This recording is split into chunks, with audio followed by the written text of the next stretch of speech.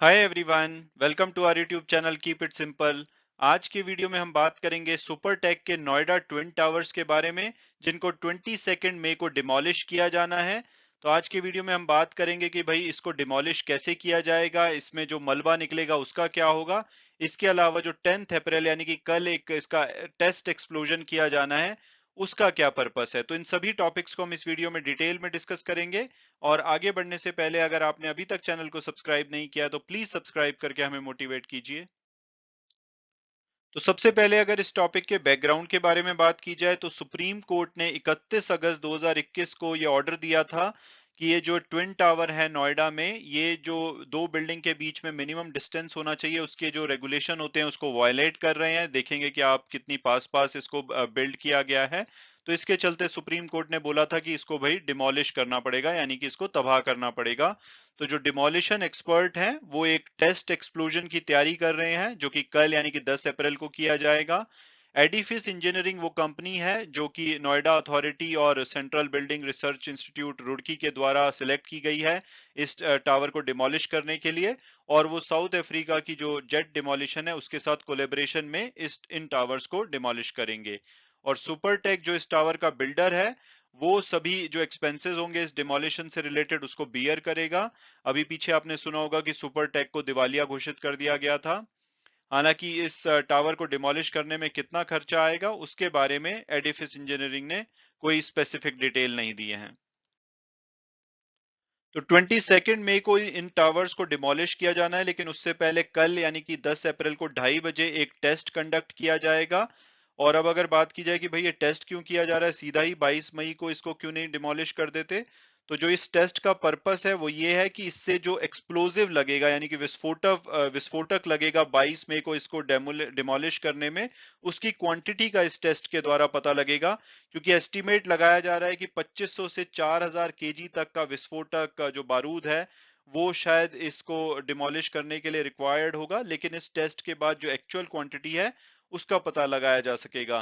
क्योंकि अगर बहुत ज्यादा अगर हम एक्सप्लोजिव यूज करते हैं तो उससे क्या होगा कि मलबा बहुत ज्यादा फैल सकता है आसपास।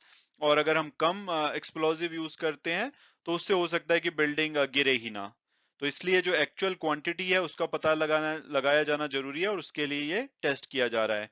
और ये टेस्ट जो होगा वो 2 फ्लोर्स पे किया जाएगा। इसके लिए जो कॉलम्स हैं, कॉलम्स होते हैं ये वाले एरिया जो कंस्ट्रक्शन में आपने देखे होंगे जहाँ पे सीमेंट और आयरन को भरा जाता है। तो इसमें ये जो कॉलम है सिलेक्ट किए गए हैं बेसमेंट में और 14th फ्लोर पे।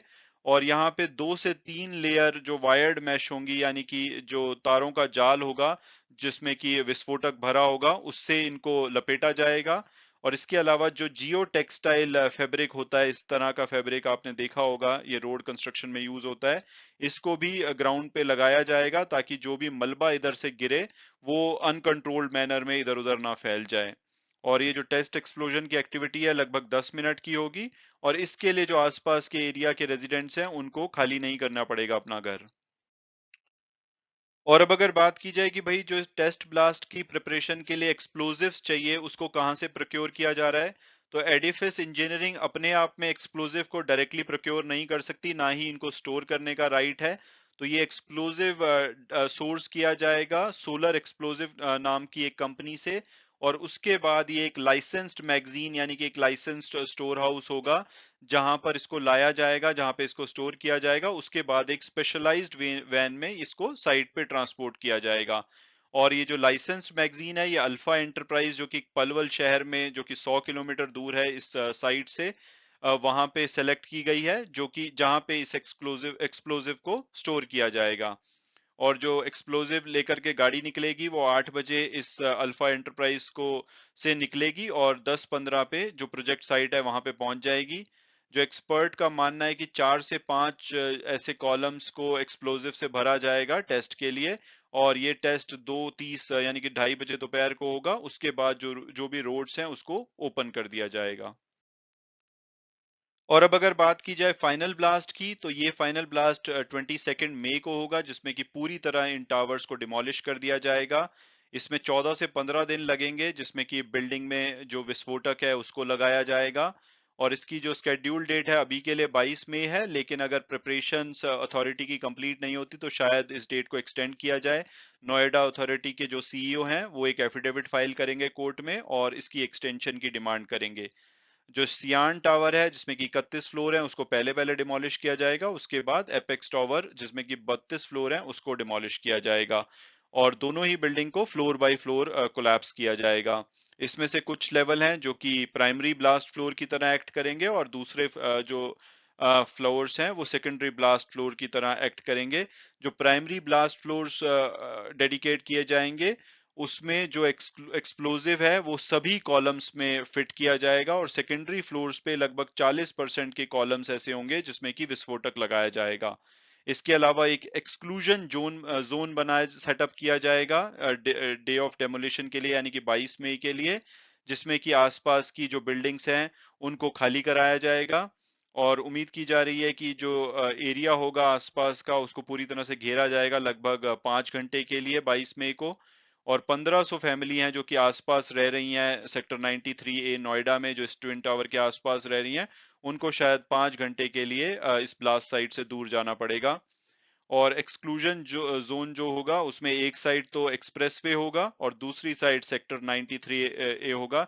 इसमें हो सकता है कि ATS विलेज, एमरल्ड कोर्ट और जो भी ट्विन टावर के सामने की कुछ रोड्स हैं उसको भी बंद किया जाए। हालांकि जो जोन फाइनल किया जाएगा वो नोएडा अथॉरिटी और पुलिस करेगी, जिसको अभी फाइनलाइज करना है। उसके बाद रेजिडेंट्स को फ्लायर्स यानी कि एडवर्टीजमेंट के थ्रू, पेपर एडवर्टीजमेंट के थ्रू इन्फॉर्म किया जाएगा। जो एक्सक्लूजन जोन बनाया जाएगा उसमें 5 लोग ही अलाउड होंगे, जिसमें कि एक ब्लास्टर होगा, एक पुलिस ऑफिसर होगा और एक प्रोजेक्ट मैनेजर होगा। इसके अलावा 2 अन्य लोग होंगे।